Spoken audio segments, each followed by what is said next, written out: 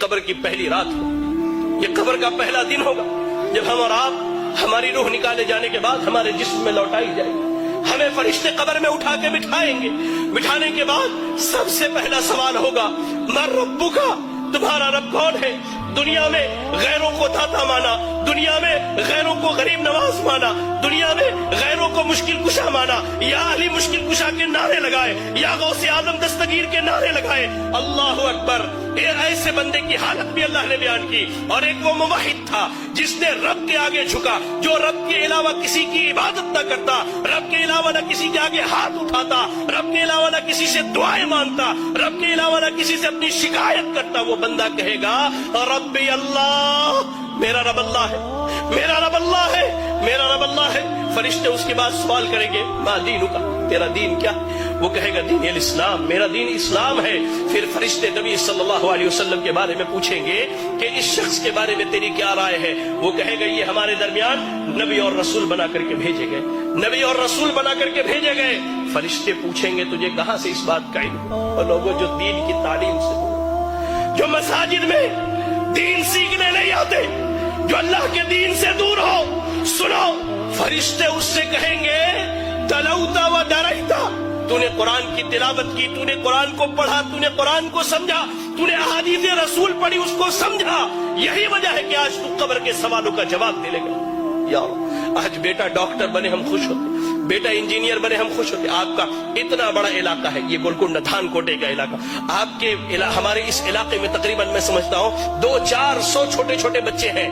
کتنے ہیں جن کے بچے آج مدرسوں میں تعلیم حاصل کرتے ہیں؟ کتنے ہیں جن کے بچے آج دین سیکھتے ہیں؟ کبھی غور کہیں گے فرشتے تو نے دین سیکھا، دین سمجھا، تو نے قبر کے سوالوں کا جواب دیا۔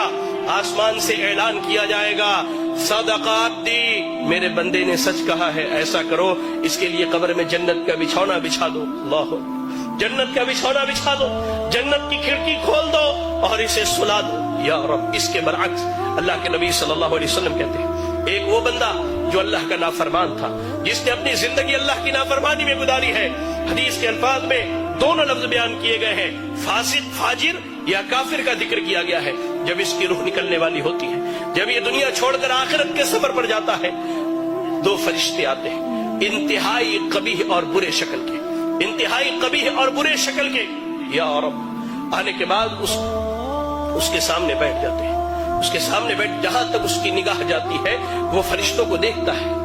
اس کے بعد ملک الموت آتے، وہ بھی بہت بھیانک شکل میں، جہنم کے کپڑوں میں سے ایک کپڑا، بدبودار، انتہائی بدبو والا کپڑا، زمین پر اس سے بری بدبو نہیں ہے، اتنا بدبودار کپڑا لے کر کے آتے ہیں وہ فرشتے۔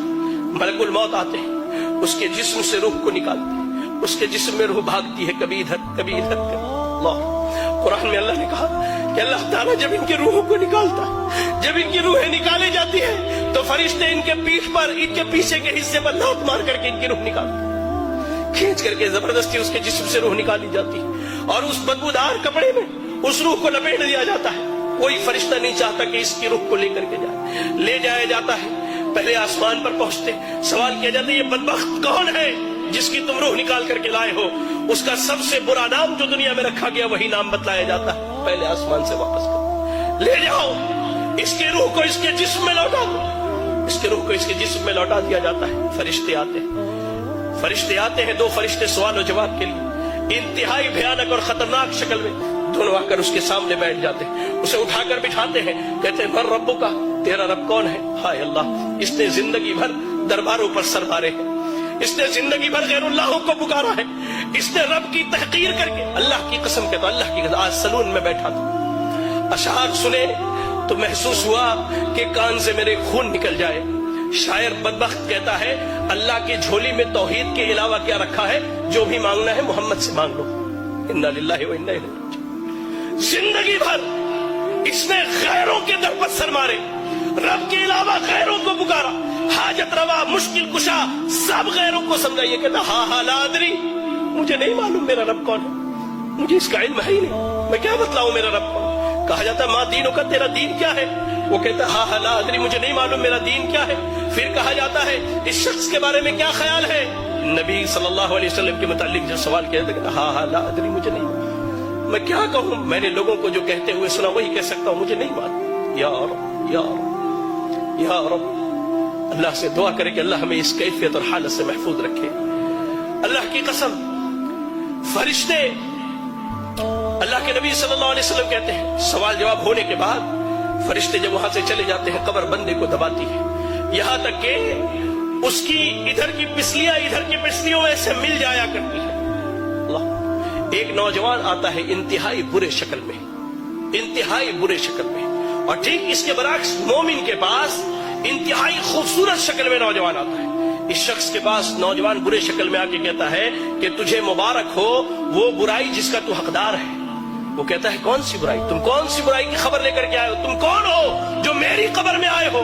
कहता है मैं तेरा बुरा अमल हूं, मैं तेरा बुरा अमल हूं। वही नौजवान जो मोमिन है उसे जन्नत की खुशखबरी सुनाता है वो नौजवान, और कहता है कि मैं तेरा अच्छा अमल हूं। कब्र में न माल जाने वाला है, न औलाद जाने वाली है, न बीवी जाने वाली है, आपका अमल जाने वाला है, अमल जाने वाला है।